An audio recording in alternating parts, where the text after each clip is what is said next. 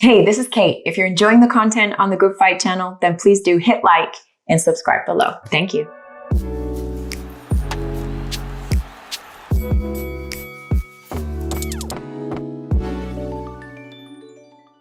So, Chad, right, you and I have been around each other a lot lately because we're doing this show for Fox. And every time I see you on like a commercial break or kind of like on downtime, I see you like you're shadow boxing, you're moving, you're doing all of that.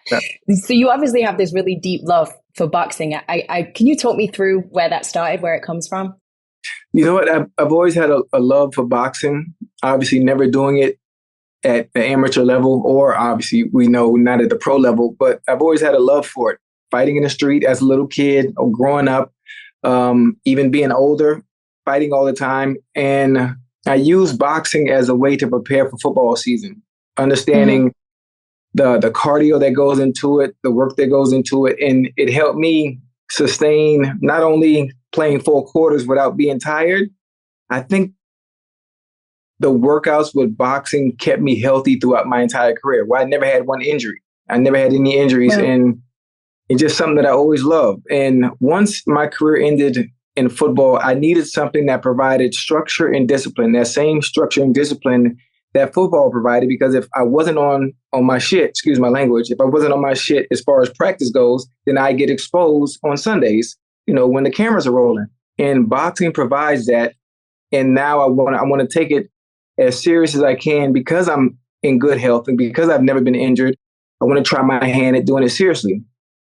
So when you were still playing professional football, you were boxing in your off season to stay ready, to stay fit. How did your coaches feel about that? Because it's not an injury-free sport, right? Yeah, it's not, but they didn't care. And those that I trained with, they didn't turn up on me because they could hurt me if they were to turn up. But it was more so like just getting comfortable in the ring, and that's it. Just it wasn't to really fight anybody. It was just to prepare me for each season. But you would spar. Oh yeah, it was fun. Oh yeah, it was fun. Yeah, okay. It was fun. I mean, I didn't understand and know the little nuances in boxing. My ring IQ wasn't that of the to the level of those I was training with, but they work with me, and it was fun. It's one thing to do it as like your hobby or the thing. It's like a sport that you love aside from the sport that you're doing professionally. But it's kind of unusual to see an elite athlete like you were in football, right? To then put themselves out there publicly on a TV show, on a public broadcast, in a fight, in a sport that you're not yet elite in. What do you get from doing that? Like, what do you enjoy about that? No, I think anything is possible. I like the fear of doing something that is extremely difficult, because I understand the difficulties that come with boxing. Boxing is a sport that you can only be great at normally when you start young, when you're 4 years old, right, and you learn everything that comes with it, learn angles and ring IQ and understand your opponent. And it's a chess match. The whole thing is a mind game. It's more than just throwing punches. And the fact that is something that is extremely challenging for me. Can I transition from one sport to another? I'm never going to be great at it, but can I understand? Can I relax?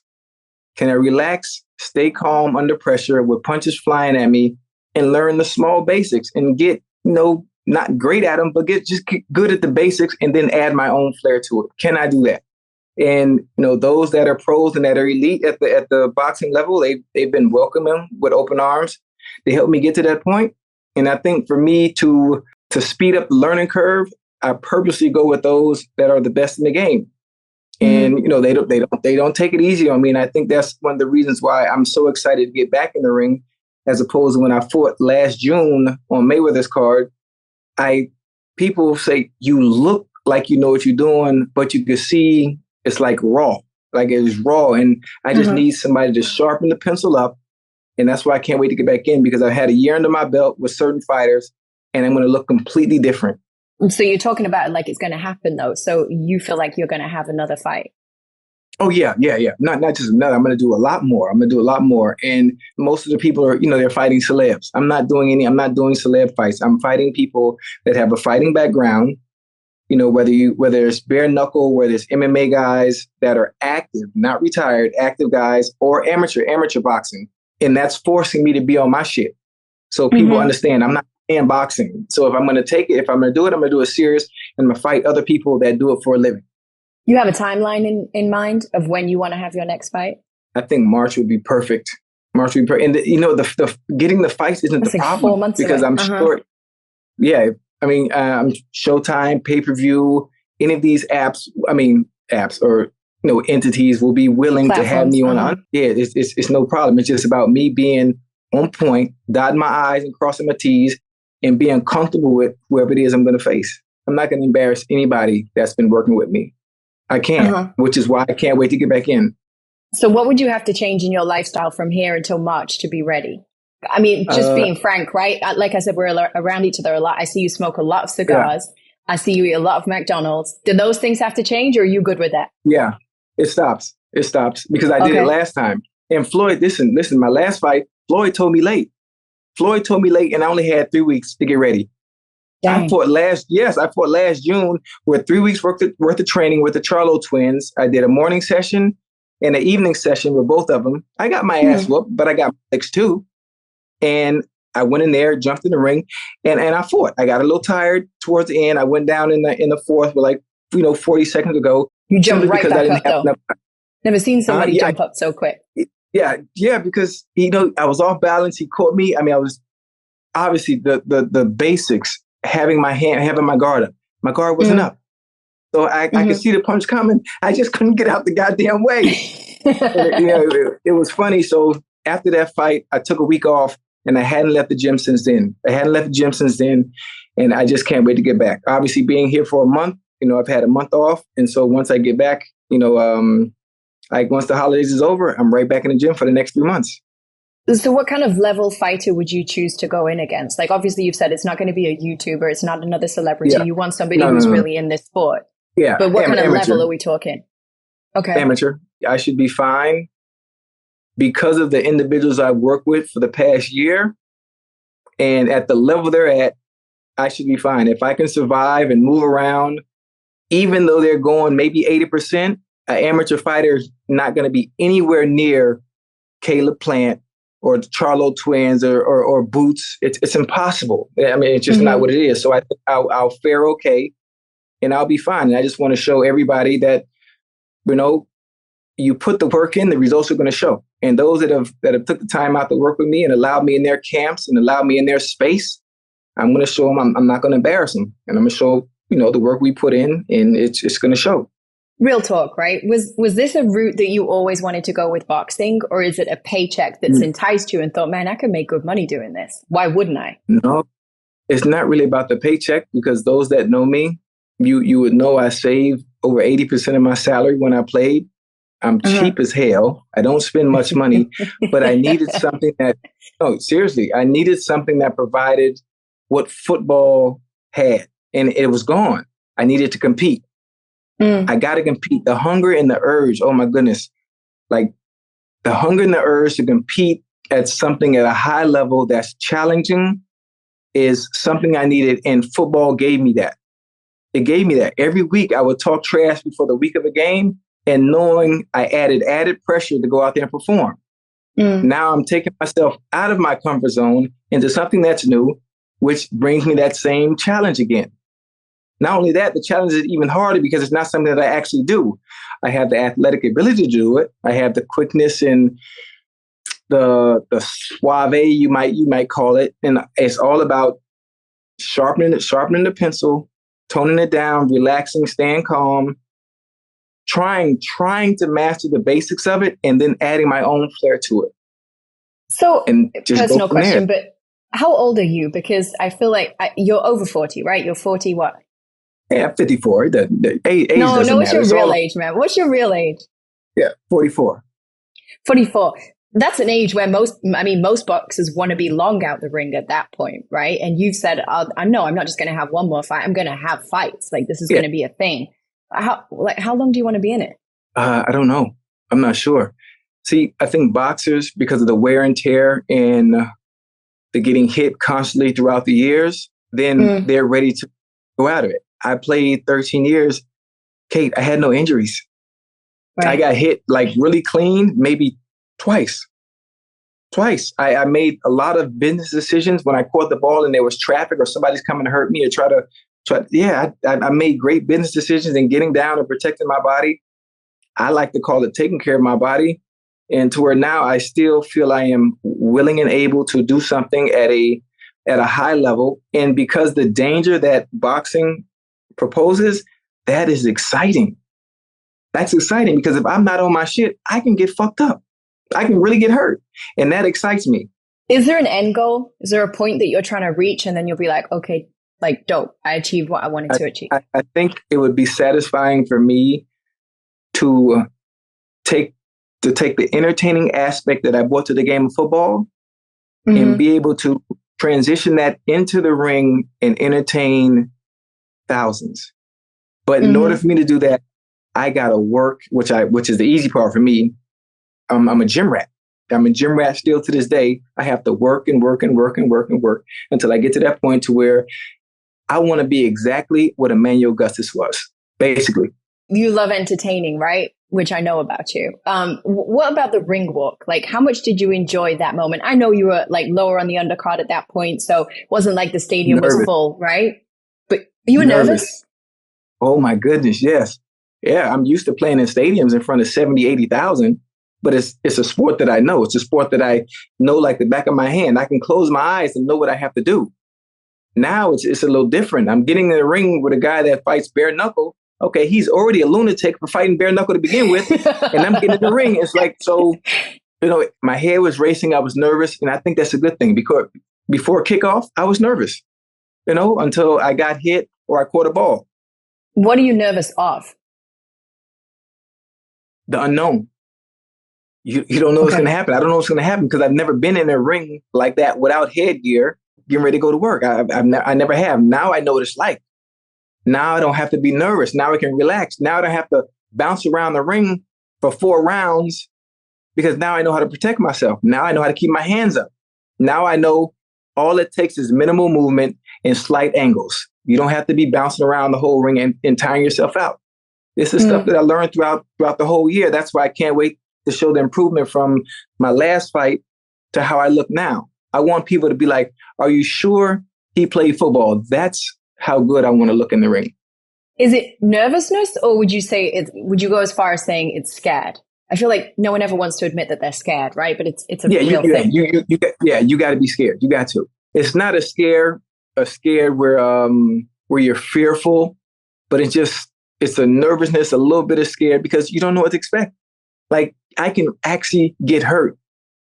You can get hurt. It's boxing. You can't play it. But just for respect to those that do it for a living is one of the reasons why I'm choosing to only fight fighters so they understand I'm not taking what you guys do. I understand your craft is dangerous. I understand I don't want to be disrespectful, which is why if I'm going to enter your arena, I'm going to fight those that do what you guys do for a living and not make a mockery of the sport. So you say that, obviously there's certain celebrities who are in the sport, like a Jake Paul. How do you feel about that? I like what Jake has done. For boxing at the highest level, it's hard to get some of the fights that the fans want to see. And I think Jake brings a different dynamic to the sport of boxing and a different excitement, in what he's doing. People complain about some of the people that he's fought, but obviously he's getting in the ring and watching him improve year to year, fight to fight. He's done something, many have not. And it's fighting consistently and just letting it all hang out. He's done what you've done, right? Which is dedicate himself to the sport. Is there a world in which that fight makes sense? Because you both kind of have come at this from the outside of boxing. I'm too little. You could bulk up. You used to be bigger, right? Yeah, I was huge, but I wouldn't be able to flow and move right. Jake is almost 2-something. I'm like 170 right now. Okay. So ideally, what do you want to fight at? You want to fight like super middle or you want to go lower than that? Yeah, right where I'm at right now. Maybe 180. Okay. Yeah, it's cool. Yeah. Okay. I've never been this small. I look like olive oil. What are you talking about? You're an elite athlete, right? Obviously, kind of if you were grading it, like how talented do you think you are at this sport? Like, let's say let's say you run it back and you'd started boxing from the beginning. Oh, How from the beginning, talented do you think you'd be? Yeah. I'd be like Emmanuel Augustus on steroids. You think you're really naturally gifted at it? Yeah. Yeah. And it's all about me being around the right people and unwiring the football mentality, the mechanics, the stiffness, the, and just relax and calm, just being graceful under pressure, punches coming, just slipping, just relax, nice, calm. Breathing has been the most important part. Bozy got me learning breathing techniques before I even learned the step. If you were going to run it back, is boxing the sport that you would choose? I know you got love. Obviously, you love football. Ooh, you got love for soccer. Would it be boxing? Which one are you going to go for? Yeah, soccer. Definitely soccer. Oh, serious? Oh yeah. Hey, dude, I don't. It's hard to explain what being here at the World Cup. Obviously, meeting you and Mo has meant to me because of my love and passion for the game. And the only people that understand that love and passion are people that follow me on social media and people that are integrated in the NFL community. They know because it's just everything. Even during my playing days, everything was soccer. It's time for a game. I'm the only idiot at warm up with a soccer ball, using that to warm up, dribbling up and down the field before a 1 o'clock game. Like everybody knows. So, and just spending the time in Europe every off season, meeting players, creating relationships, and building those bridges. This has been a joy. But yeah, if I could start over, it definitely would have been soccer. So, I mean, throughout the interview, right, you've name checked a bunch of people: Bozy, Ennis, Jaron, Ennis, Caleb Plant, the Charlo twins. These are all people that you've worked with, right? I think that people must find that super interesting because it's kind of the privilege that you have as being who you are is that you get to kind of be integrated into these camps in a way that other people would just never get that opportunity, right? So Caleb Plant, just talk to me about that experience. What impressed you about his camp, about his abilities? What did you learn in that time? And this was relatively recently that you were with Caleb, was it? Yeah, it was. It was relatively recent. He was training in Philly and in Vegas. So I was with Caleb twice. And obviously you don't know what to expect because you see individuals like Caleb Plant, you see him fight on TV, like, oh shoot, he's slick, he's quick, but you don't understand how quick and slick he is until you're in the goddamn ring. Holy shit. And it's unbelievable. His footwork, his mechanics, just the toying with the opponent, while sparring and the toying with me and fucking me up, what was unbelievable. It was unbelievable to see. And the same thing with Boots. Like, that shit is amazing to see in person because I'm not used to seeing it. And I want what they can do so bad. But Father Time is undefeated and I will never get to that point. That is what I want so bad. I think that's what keeps me going so I can look like that. If I can, I might never look like them ever again because it's impossible. But if I can just mimic some of the stuff they do and then execute it in the ring with that same calmness and grace that they do, I think that in itself will be a fulfillment for me. So was this Caleb during camp for the Anthony Durrell fight? That fight and before the Canelo fight too. Yeah. Okay. Wow. Oh yeah. Yeah. I got some licks in though. Oh, that's interesting. So hang on. So did you notice kind of a difference in him between coming back from the Canelo loss and how he was kind of before the Canelo fight? Obviously, like one of the biggest fights you will ever have in your lifetime, right? Against Canelo. And then going into the fight against Anthony Durrell, a lot of like personal animosity, all of that. Like, what did you live differently in those two camps? The funny thing about it is seeing him back then and seeing him now, everything is sharp. Everything is sharp. Everything is precise. I mean, he trains hard. There's no up and down when it comes to training. He trained like a madman. Yeah, he stays ready, and he always has been. And obviously, to me, to the naked eye, anything that I see in person with boxers at the elite level, everything looks good to me. So it's hard for me to assess what's not good and what's not because, holy shit, they're doing stuff I wish I could do. Am I right in saying this, that you've experienced him with two different coaches then? Because now he's working with Stephen Edwards, with Breadman, and prior to the Canelo fight, he had his other trainer. Right. Did you notice any difference in how they work and what he's doing in the gym? Well, obviously the coaches are completely different.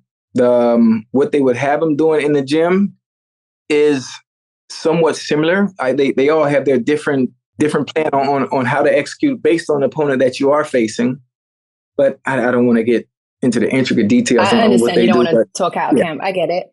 Okay, so talk to me about his next fight, though, right? Because massive fight coming up against David Benavidez. The date isn't announced. Right. But the fight is announced. And I think, you can look at David Benavidez and think, okay, kind of younger, bigger, stronger guy, maybe. But you look at Caleb Plant, you think about what great boxer he is, pure boxer, great boxing skill, ring IQ, great movement, always in shape, stays ready. Do you consider it a 50-50 fight, or how do you think they match up? I think it's a 50-50 fight.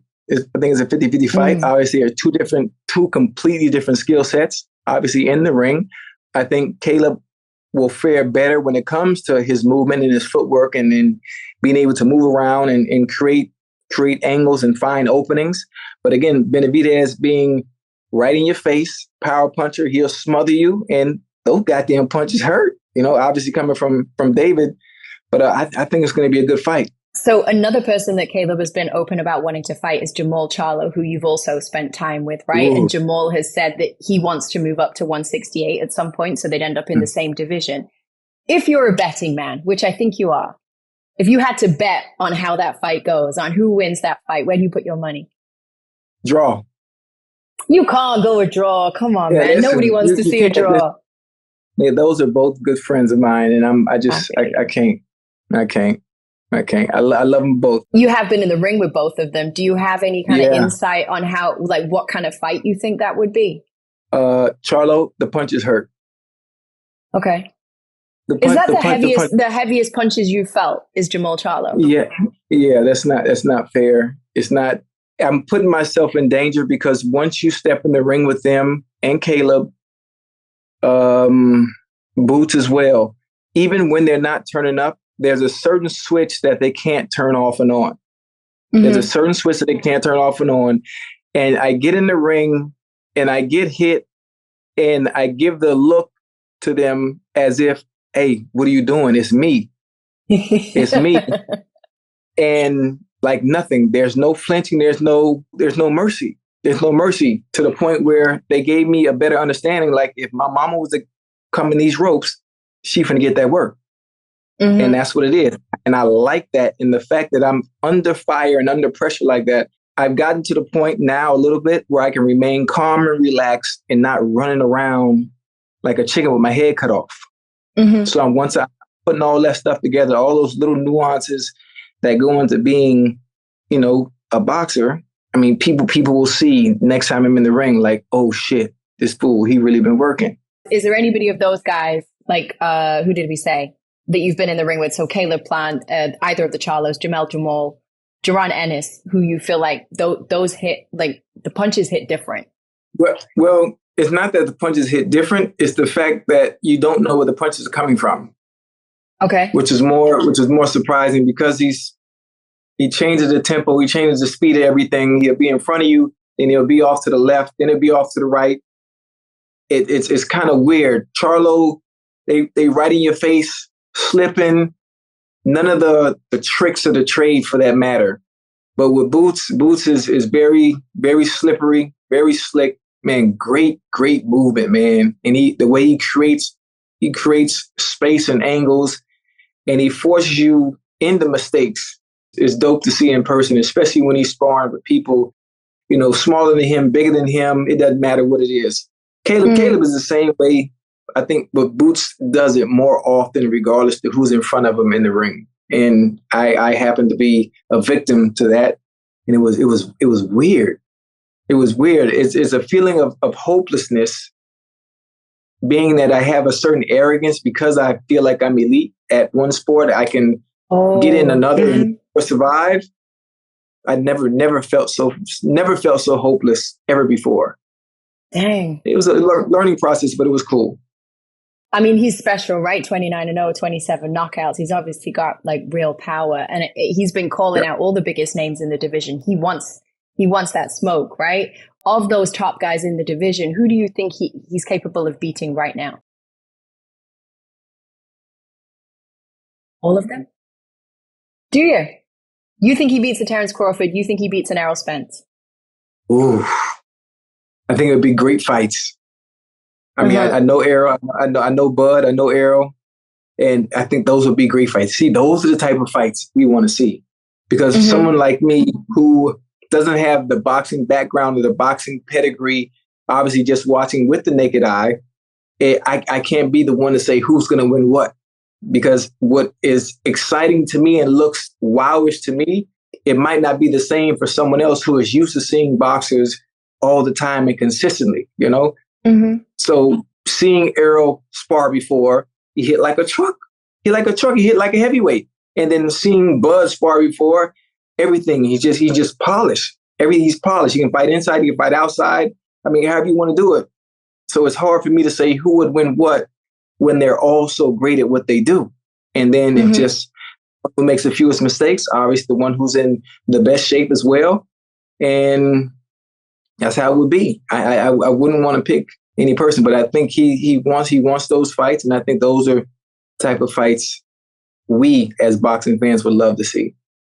I think particularly in that division, people want to see Jaron in against those guys, but the one fight everybody really wants to see is the Terence Crawford Errol Spence fight, right? And it felt like we were almost there, and then it slipped away. Yeah, how badly do you want that fight?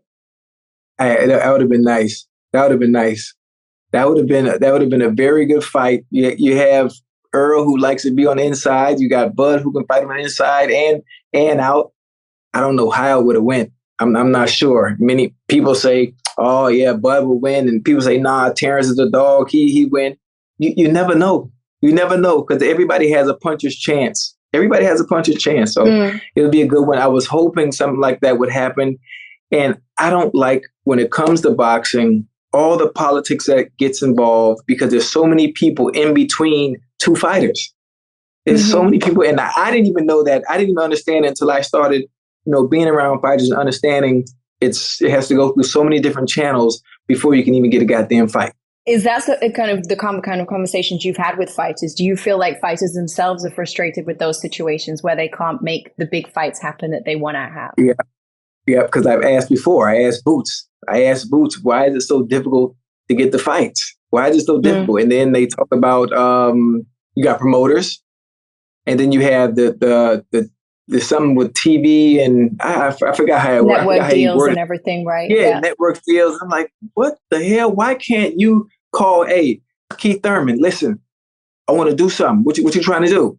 And those two, if you could cut the middleman out, I think the fans of boxing would get the fights we need to see if you can cut out all the rigmarole in the middle. That's messing up boxing in a sense, because I think everyone has to get paid, if I'm not mistaken. I think that would be the whole point.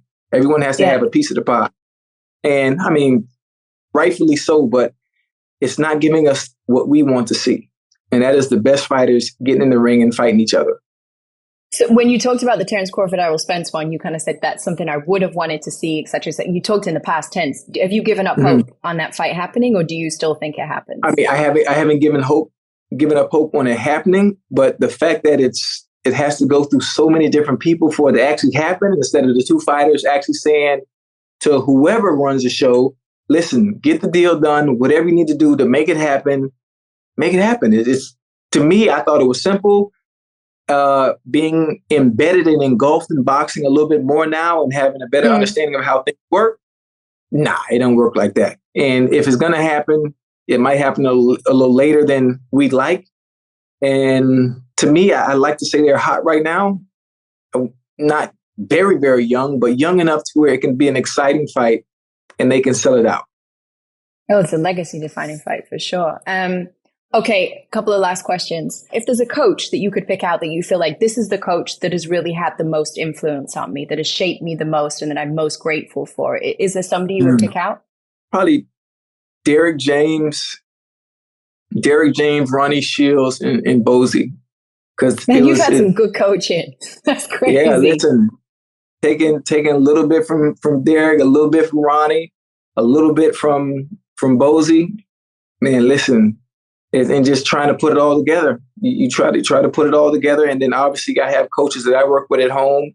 In Tampa, Coach Gary, and in Miami, Coach Ralph. I have a coach in Cincinnati, Coach Gary as well, and just taking little bits and pieces of all that and trying to piece it all together and find that magic and find that rhythm. Once I find that rhythm, Kate, that's it. It's like when I made it to the league, it was all about finding your way. And once I found that rhythm on how the game worked and understood,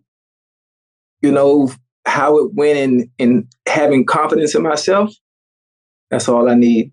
And I just took off from there. So give me biggest thing, like one thing you learned from Derek James, from Ronnie Shields, from Bozy Ennis. Like what were the biggest takeaways from each of them? Bozy made me feel like a kindergarten because I thought I came to him with my shit all tight and ready to go. And he took me I'm serious. Listen, Bozy took me from day one like I was a beginner and had me doing steps in the ring. No throwing no punches, just stepping like I'm a beginner. So that was dope to see him take me from, no, you're not just coming here, think you're just going to get in the ring. I had a week. I was there for 3 months. I had a full week or 2 weeks of just stepping and getting my footwork right before I did any punching or anything else. Mm-hmm. With Ronnie, I was with Ronnie for a little bit, obviously, and Derek at the same time. This was during the Charlo camp. And them not having much time to be hands-on, but also willing to coach me up while I was there in the camp that was amazing. It was amazing. Mm-hmm. And it's hard to say what they gave me and just the little bit of knowledge that they put in my ear and the little bit of time that they were able to spend with me was dope because obviously it's the Charlo's camp. So they can only do so much. You've worked with some of the best in the game in terms of the fighters themselves, right? If there's a fighter that you could pick that you'd be like, man, I would love to be in their camp. If there's one guy's camp I could be in and that I haven't yet been in, it would be that guy. Who would that be for you? Damn, there's a guy. I wonder, is it Fundora? What's the tall guy? Sebastian Fundora, the really tall guy? Why you pick him? Hold up. Wait, because his cardio. I want to know what the hell he does cardio. Cardio wise, he just throws. Because he can just throw. And that's my problem. Whatever he does cardio wise, I need to be with him. If I could just get to that point where it's just relentlessness of fire always coming, not always hard, just touching, similar to Paul Williams. Remember Paul Williams? Mm-hmm. You remember how many punches you used to throw around? I'm like, so you just want that mad punch output. Okay.